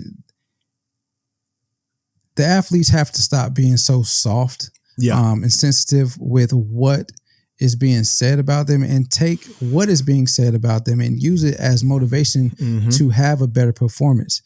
On the flip side of that, though, a lot of these former athletes have the ear of everybody. Mm-hmm. So their thought process, their opinions on certain situations, especially in the respective sports that they play, hold a lot of weight. And it not only holds a lot of weight with the fans, it also holds a lot of weight with the owners and organizations that these athletes are a part of. And so I can understand how, if somebody like a Shannon Sharpe says something negative in his critique about a person, how an athlete can feel kind of ambushed, because that can get back to the organization, who may change their view on you and try to get rid of you. I don't know for certain that these type of things have happened, but you can only imagine, like with Stephen A. Smith talking about, just using it in general. I know he's not a former athlete, but he's a big TV personality right now. Stephen A. Smith talking about somebody need to be traded from the Knicks, and lo and behold, they get traded from the Knicks. Or, putting things into motion that probably wasn't really thought about before, but now that it's been said by a big personality, be it a former athlete or a TV personality, now that is put into motion and they're moved on from. So, I mean, I can understand both sides, but I think, as I've said earlier, Brandon Marshall shouldn't be trying to protect athletes, especially from anything that Shannon Sharpe is saying. I think the way he gives the message may come off as brash, but if you dissect the message, it's no personal shots have been made, and then there are rooms from areas where the athlete can take and improve upon. Athletes need to stop being so sensitive, but I do understand how you can take what somebody has said about you and take it as an attack on who you are as a player. Mm-hmm. Communication is key, and it's not what you say, it's how you say it. So take that for what it is. Anyways, moving on to the next topic, man. So Kim K and her Skims brand has become the official underwear partner, or a official underwear partner of the NBA, the WNBA, and we all know how I feel about Kim K. We've had a couple of conversations on here about Kim K, and I'm gonna try to put my personal feelings aside in this instance. She has a really good brand. So you have posed the question. I'm gonna pass it to you, D-Lo. How do you feel about Skims, Kim K's underwear brand, becoming the official underwear partner of the NBA? And your question to me was, do we allow our personal views of Kim K to overlook the business deals that she has created? How do you feel about it, D-Lo? So I think it's a good move for Skims, because it ushers her out of specifically a woman's apparel brand to now both men and women, being that so many men watch NBA basketball and also women watch NBA basketball NBA, I say NBA basketball, watch the NBA and then also watch the WNBA, both men and women. Not as many as the NBA, but there are fans there. Right. So I think it's a good move for Skims. And I do think we allow our personal feelings towards, or how we view her and how she obtained the status that she obtained. We allow that to mask or to blind us to the business that she does on the back end, because most people take their 15 minutes of fame and they do nothing with it. Mm-hmm. She's taking her 15 minutes of fame and turned it into an hour. She's become a billionaire and become a billionaire on the way. Mm-hmm. So I think we do wholeheartedly allow our feelings about her to say, to make us look the other way when we see her making good business deals. And flat out, this is a good business deal. Skims is not the only product that she has that's making her money. It's just the most notable one at the moment. Mm-hmm. So I can't say anything else. I know we don't want to admit it. You specifically don't want to admit it, but I mean, she's doing pretty well on the business side of things. I mean, you'll be surprised. You'll be surprised because I am going to admit it today. Because not that I don't want to, it's just sometimes you got to separate the person from the brand. You know what I'm saying? Mm-hmm. Because how she obtained her fame and what it has nothing to do with what she's done with her fame. Because, you know, we all know who Kim K was prior to who she is now with the TV show Keeping Up with the Kardashians and now the Skims brand and a lot of different things that she's doing as far as other brand deals that she has. We have to find a way to separate the person from the business or the person from the art. Mm-hmm. And that's what I'm doing right now. I'm separating the person from the business because she is a brand within herself and she has built that brand up from that 15 minutes of fame that she's had. She has literally turned it into an hour, damn near a day, low key. So you feel me? So her and the family are always relevant. Always relevant in something, bro. And it's cool to see a female driven brand because every brand wants to figure out how to hit 100% of the market. Just like us as the Too Complex brand. We don't want to just be men. We want to figure out how to hit women too. And I know there's about 12.5 women that watch our show and we want to double that. Can we get to 25? Like, you know what I'm saying? We want to figure out how to hit, not just be 5% of the market. We want to figure out how to hit both sides of the market. We want to be relevant to men and women at the same time. And that is what she's doing with this is she took a women's shapewear brand that she created through Skims and she figured out a way to hit the other side of the market. And that's dope.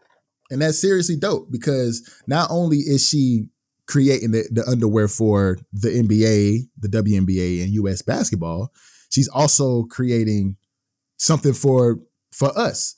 She's doing briefs. She's doing t-shirts. She's doing undershirts. She's doing a lot of different socks. She's doing a lot of different things for men in general. So she has figured out a way. And with a clothing brand, especially if you have good designers and you're a good designer yourself, you can figure out a way to touch everybody.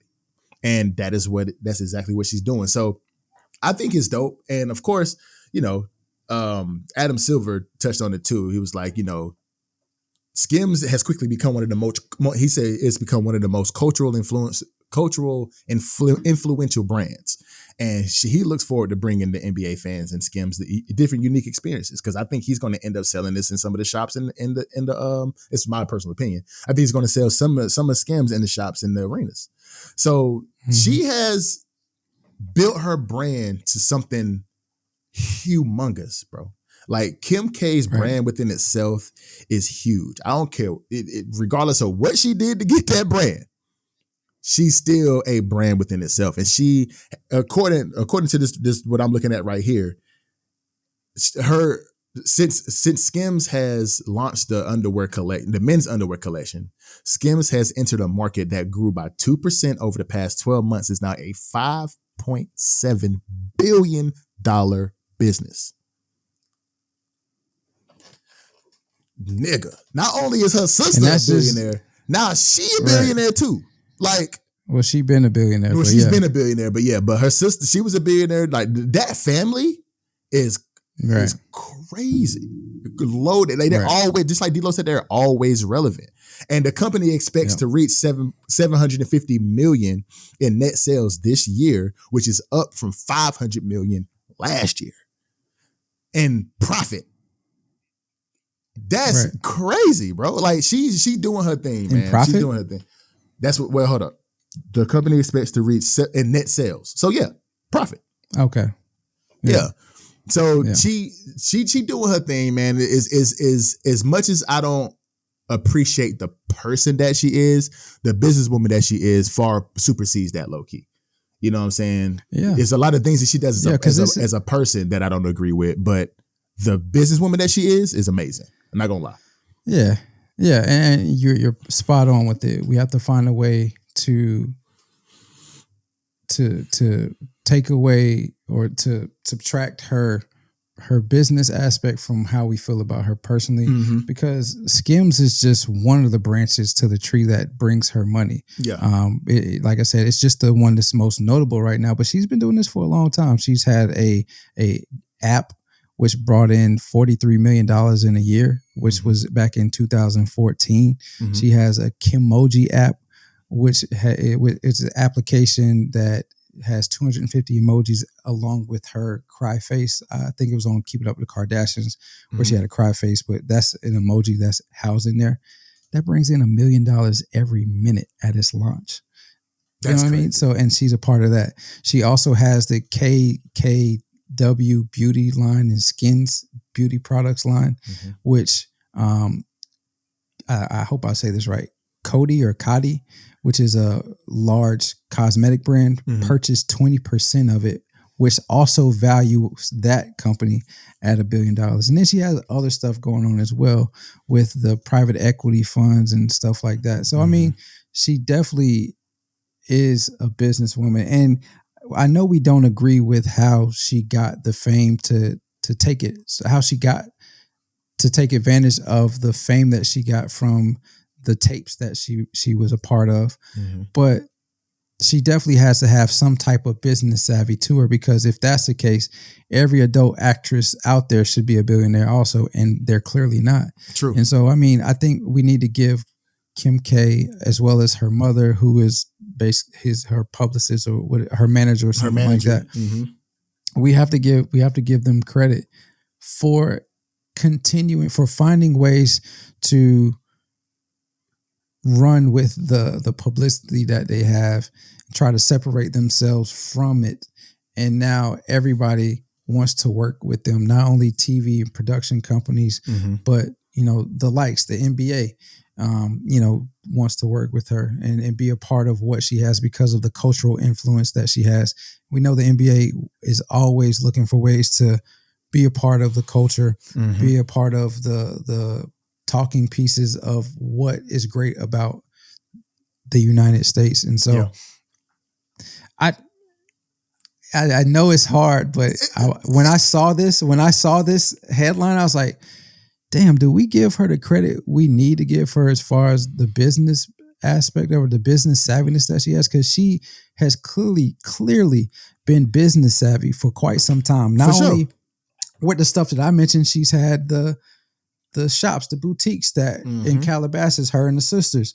And then that got so big, they had to expand to Miami and Manhattan. I mean, that family, they just got it, man. They got it, bro. I hate to admit it, but they got it. Nah, for sure. And just like you said, bro, we got to give them their flowers, bro. We got to give them their flowers because, man, that family is so that family has become a cultural icon, low key. That family has become a cultural icon, and we can't penalize them or her in general. But we can't penalize the Kardashians for the way they gained the success without giving them the flowers for how they progressed that success.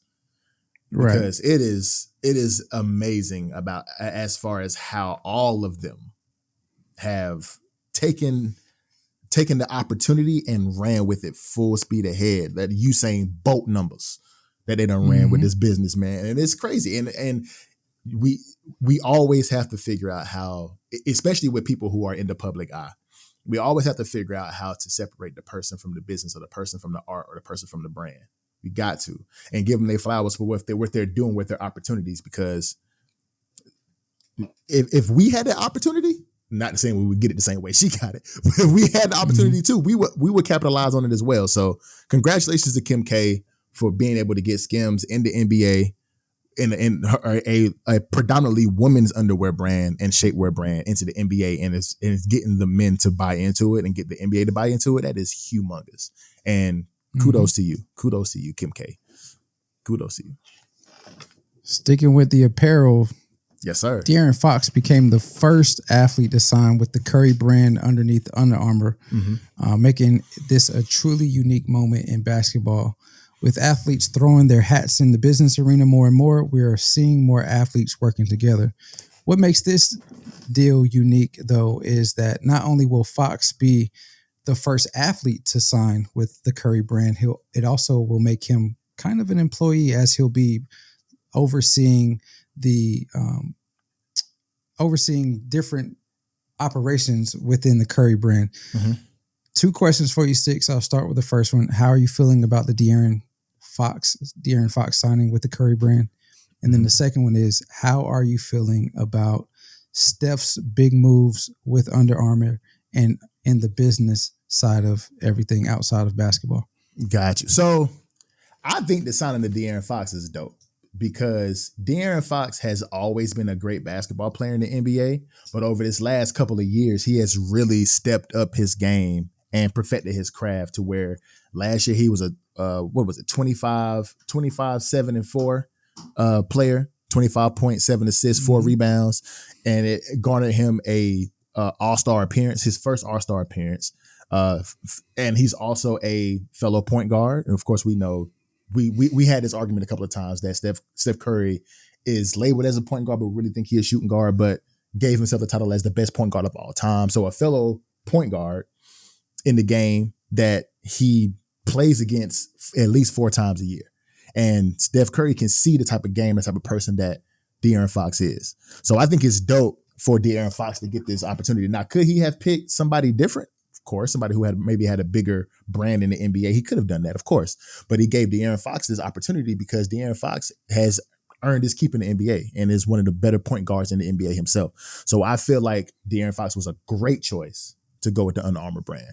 And maybe he, and Under Armour doesn't garner the respect that a lot of these other ones that a lot of the other brands like Nike and Adidas and New Balance might garner. And I'm gonna say that because in a footwear perspective, and the reason why I say that is because me personally, and I know a lot of people who I speak with, people who I run with in my circles, and even people, I would think that if you talk about, say, 5 shoe brands, if you talk about Nike, Adidas, Reebok, New Balance, and Under Armour. Under Armour might be Puma. third of, and Puma, 6. Under Armour might be 3rd or 4th in that list because people are gonna go for Nike and Adidas first. I would, and that's my person. I'm gonna go on record as saying that most people, the majority of people, is gonna go with Nike and Adidas first. If you had 5 shoes lined up in front of me and I see Nike, Adidas, Reebok, Puma, Under Armour, I'm probably not even gonna look at that Under Armour, dog, because I'm gonna look at the Nike because it's the bigger brand. And I think that Nike has a lot better silhouettes, and they build their shoes better, to be perfectly honest with you. Not that they build them better, but they just look better, to be perfectly honest. And has nothing to do with the Nike swoosh on it. I think the shoes is going to look better than Under Armour. And I think a lot of the athletes, if he did search out, say, for like a James Harden or like a Dame Lillard or somebody like that, it was like, man, you know what I'm saying? I ain't going to Under Armour. I got what I got going over here at Adidas, and I'm gonna stay here. You know what I'm saying? Because they might think in their mind that Adidas is the better brand. But Steph Curry has built the Curry brand crazy, and he has made it to where people are starting more so to respect Under Armour a lot more within that apparel and shoe space. You know what I'm saying? And Steph Curry is a business within himself. We did a segment about Steph Curry signing a $1 billion deal with Under Armour, a lifetime deal with Under Armour.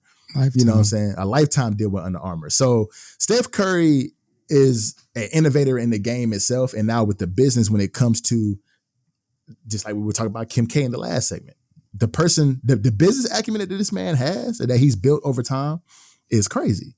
So I feel like, and you mentioned, and I didn't know this, and you mentioned that De'Aaron Fox is going to be overseeing some business aspects of the company as well. So that's what makes, because I was thinking to myself, like, whenever I kept seeing that he's the first, athlete to sign with a brand underneath a big company, I was like, well, nah, didn't Melo do that? Didn't CP3 do that? Didn't Griffin do that? Why am I drawing a blank on Blake Griffin do that with Jordan? Didn't, like I said, Dame Lillard and all of these guys who are underneath different brands, like with Jordan brand and, stuff like that. Like, isn't that what they did? But nah, see, he has a business aspect to his deal too, where he's overseeing. So he's the first one to actually have a business relationship with the Curry brand under Under Armour. So that's what makes it so unique. But go ahead. Yeah. I think the headline was actually he's the first athlete to sign under another active athlete's brand. Oh, gotcha. But I could be wrong. I could be wrong about that because I too was in the same boat. I was like, that doesn't seem right. But it's funny. It's funny that you say that you don't think Puma is. Under Armour. Yeah. You don't think Under Armour is top 2, top 3 because I said the same thing. And looking at the numbers, they up there. Looking at the numbers, Under Armour surpassed Adidas last year as the most. What did they pass him as? They passed him as. Oh dang! I just lost it. They passed him to be number 2 for the most recognized brand, most sought after, bought, purchased shoe apparel brand. That's what's up. As of this year, so it's recent. And, so it's Nike, then Under Armour. In that article, Nike, then Under Armour, then Adidas, and then I don't know who it is after that. That's what's up, and that's because of Steph, I believe. Because before Steph, they weren't recognized like that. Yeah. It was Nike, Adidas, Reebok. Down the line, you can find Under Armour, but they were more so like apparel. I will protect this house. Yeah. And so, I believe you're right though. Because I too still feel like public perception. I don't ever see, the public perception. I don't ever see any adults really rocking Under Armour basketball shoes specifically. Like if you go to the gym right now and go play pickup, I'm willing to bet you won't see more than 20% of people wearing Under Armour basketball shoes. I'm gonna go so far as to say this: if you go to the gym to work out, you ain't seeing nobody wearing no Under Armours either. Me personally, I wear J's. I wear some old pair of J's. I wear old pair of J's, me personally. Or I might wear my when you say workout, Nike 270s. You mean basketball working out? No. You mean like lifting weights and lifting weights and stuff. Because you said basketball. I'll go so far as to say if you lifting weights, I ain't seeing nobody with no Under Armour. I haven't seen it. And if I have seen it, it's 1 out of 100 or 1% is somebody wearing them. To be perfectly honest with you. Bro. Yeah. I can't say I am in the same line of thought when you talk about going to the gym to work out because I believe their running shoes and their cross-training equipment, apparel is pretty good. And like a lot of people seek that out. But as far as basketball is concerned, you're going with a Nike. You don't see too many adults wearing Under Armour. You do see a ton of kids wearing Under Armour shoes, though. And we talked about this when we were talking about his lifetime deal with Under Armour. You see a ton of kids wearing Steph Curry's shoes. And that's just a test to how Steph's personality, how he attracts that younger crowd and how he's transitioned the game of basketball from being strictly a big man sport into, quick guard that can shoot out in the perimeter and 3-point shot. So that's a testament to him. As far as De'Aaron Fox, I believe that it's a great deal for him because not only, like you mentioned, he's been tearing it up the last couple of years. And I would have thought that other shoe brands such as a Nike or a Puma or something of the sort, Adidas, would have already swooped him up to be a part of their brand and endorse their shoes. But, it not only grants him a signature shoe underneath the Curry brand by Under Armour, but like I mentioned, it gives him. Well, he was with Nike to begin his career on a 5-year deal. But he became shoe free. He became shoe free last year. But go ahead. I'm sorry. I didn't mean to cut you off. I got it. No, you're good. So that's good to know. So his deal expired and Curry swooped him up. Yep. Swiftly, right? And so, like I said, not only does it grant him that that signature shoe, but it also gives him a position within the Curry brand company, as he's going to be overseeing grassroots basketball and UA Next programs. And these programs help to provide access to the sport of basketball and training to athletes of all levels. So, realistically, they are looking at the underserved, underprivileged communities with these programs. And it also bleeds into Steph Curry's camp that he has every summer. So, this is a testament not only to how well thought of De'Aaron Fox is by Steph Curry, but it also is a testament to Steph Curry and what he has shown us on the court as well, is that he's not selfish, and he's willing to bring others along and share the success as long as is the outcome is success. So I think it's good all around for both parties, for all parties, I should say. It's good for De'Aaron Fox. It's good for Steph and his Curry brand, and it's also going to be good for Under Armour. It's going to be dope for Under Armour, man. And kudos to De'Aaron Fox for, kind of going against the grain, honestly, that I think a lot of athletes would have done. And shout out to Steph Curry for allowing him to be not only a signature shoe partner, but also being a business partner as well, and overseeing those two entities within the business. That's dope for Steph Curry too, because because just like you said, we see the Blake Griffins of the world and the Carmelo Anthonys of the world and the Chris Pauls of the world under Jordan Brand, but they don't have that business side to it as well. They might promote it, right, and they might go to different events for Jordan Brand, but they don't oversee anything within the business side of it at all. Same thing with, Adidas and Dame Lillard and James Harden. I know they're not under a actual brand themselves, but they don't have any business dwellings with Adidas either. So for Steph Curry to change the game, so to speak, doing it again, changing the game again, you know what I'm saying? And giving him a part of the business is super duper dope. And I think that it's going to be other players that are going to follow in Steph's footsteps and give other players opportunities as well underneath their brand to be able to make money within the business as well. So I think it's dope, man. I think it's super dope. I think it's dope. Yeah. And we don't have to talk anymore about this, but I do want to leave us with this question. Being that De'Aaron Fox is technically an employee of Steph Curry now, does that make him more reluctant to bust his ass in games because they're in the same conference? I'm just saying. No. I think De'Aaron gonna try to win all 4 of the games, cuz. And your checks. And it's crazy that you say that, because I think De'Aaron Fox gonna try to bust his ass every time they on that court. All 4 times they see Golden State this year, they gonna try to bust him. And it's funny that you say that too, because I don't even think Steph is that type of person. Steph ain't gonna withhold his check. Oh, you beat me 3 out of the 4 times this year. You ain't getting paid the same percentage. Yeah. But it would be like, that's crazy how the relationships are, bro. And you know what else is crazy, D-Lo? We had a couple of segments on this show about gambling and how these relationships that these players have with other players in different sports or in the same sport but different conferences, and how they play against how they friends kind of, just for their homeboy to win some money, how they go out and perform based on that relationship. Now, that's what I would think would be like, yo, this is my boss, dog. Like, like, damn, I can't really bust his ass the way I really want to, or can't say what I want to say because now he my boss. Now, is he going to go out there and bust his ass on the floor with the game? Yeah, but is he going to talk the same type of bullshit? Probably not. Because that's, that nigga pay me now. So, you know what I'm saying? Like, I can't talk shit the way I want to talk shit. But facts. But it's going to be fun to see. Like, honestly, I got to see when they play. Because I want to watch that game now. Because I want to see if De'Aaron Fox going to be in his face like, you sorry, motherfucker. Like, you know what I'm saying? Like, I wonder if he going to be in his face talking junk and giving him like what he need to give, pause, to be able to win the game. You know what I'm saying? Yeah, it's always one. It's always when they come in and down. Dang, pause again. Pause again, for sure.